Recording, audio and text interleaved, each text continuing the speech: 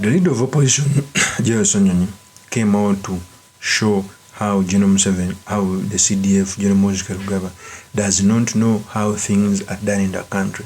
In fact, I concur with SSENYONYI because there are some things that are done by the CDF and you wonder how he got to occupy that biggest position, how he was not able to circle some wisdom from General Kaguta Museveni. Because even if you don't like General Kaguta Museveni, one of the things you must acknowledge is a wise man who, by the way, does not use that wisdom to lift up the country. He's using it selfish to retain himself in power.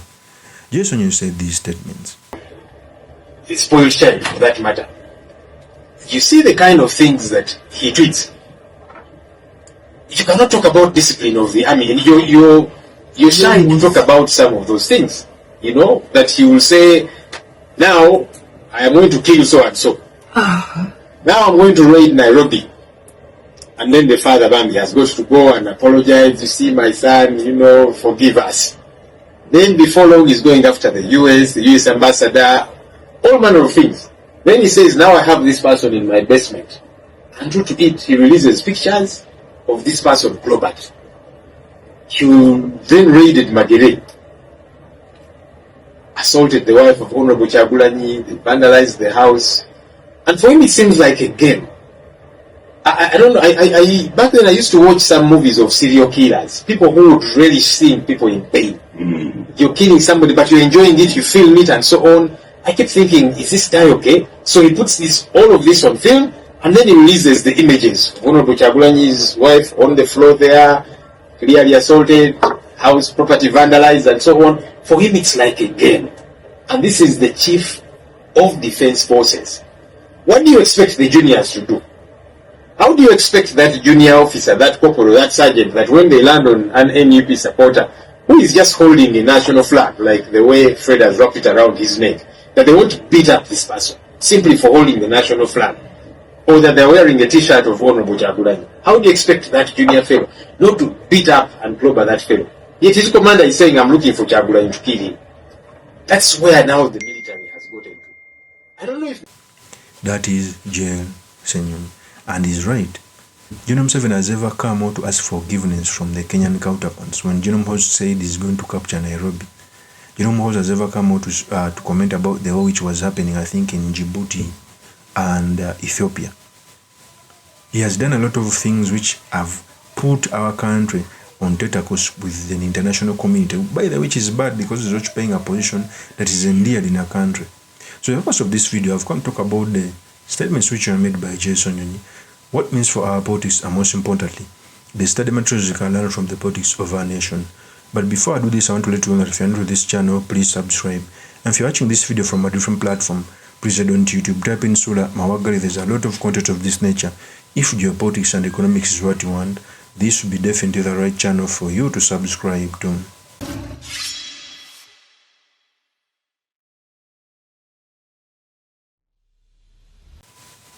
So the leader of opposition, SSENYONYI, was right.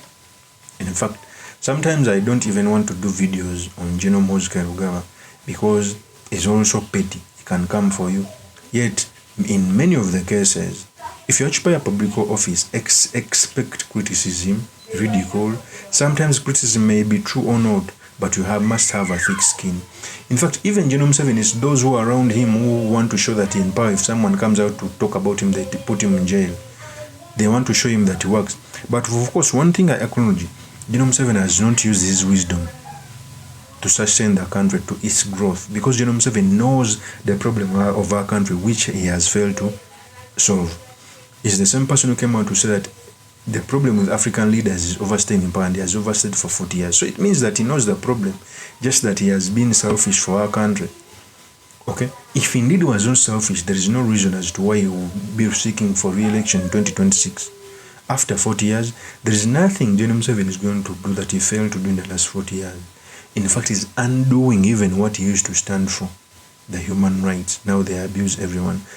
There's a day I was talking to someone, and I asked them to show me one thing that was criticized by General Kaguta Museveni in the 80s that was done by the previous regime that he has not done.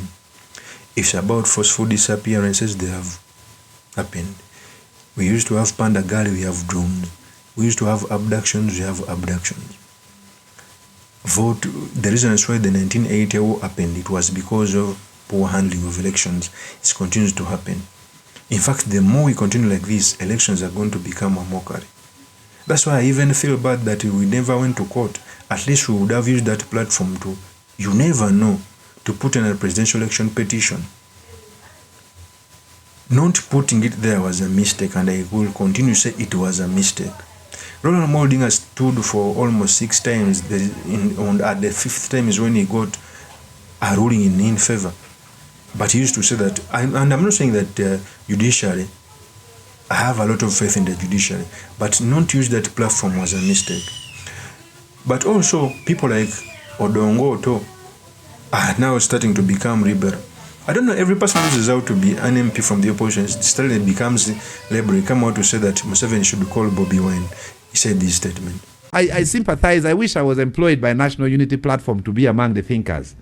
Because the problem they are trying to solve started in 1894 when the British Protectorate was being created. Okay. It extended into 1950s in the UPC Kabaka-Yeka alliance. It extended into formation of UNC, and then eventually it came to the Democratic Party.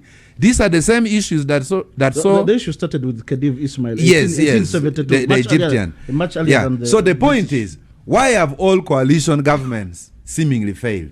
When President Museveni came, the Semugereres entered into a coalition government. Which is applauded, but when Mao enters government, my friend Musisi condemns. Let me just develop this point. What did Semugerere come out with?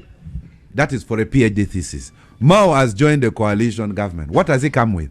For us as Acholis, we expected to hear Gulu International Airport is going to be upgraded to take direct flights to London.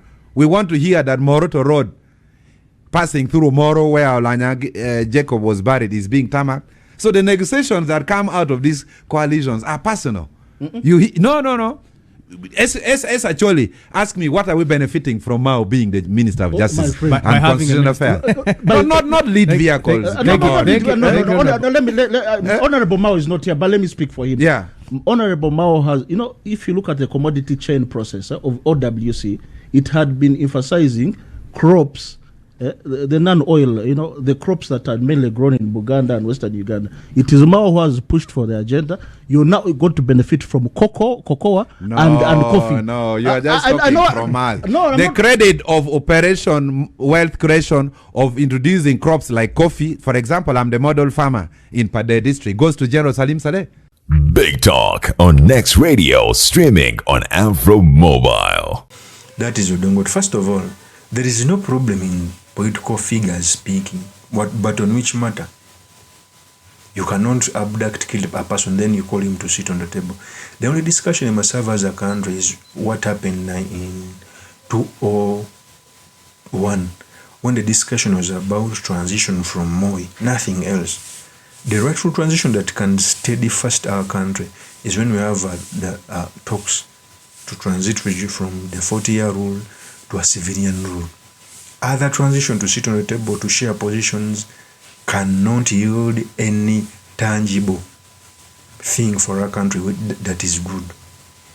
Okay? Even if you call Bobby Wine accept to compromise him, another opposition leader will rise up on the basis of the issues Bobby Wine was raising.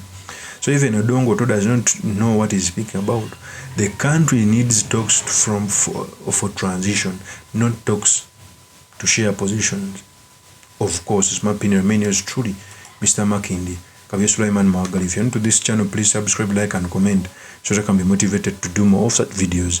I'll see you on another one. Peace.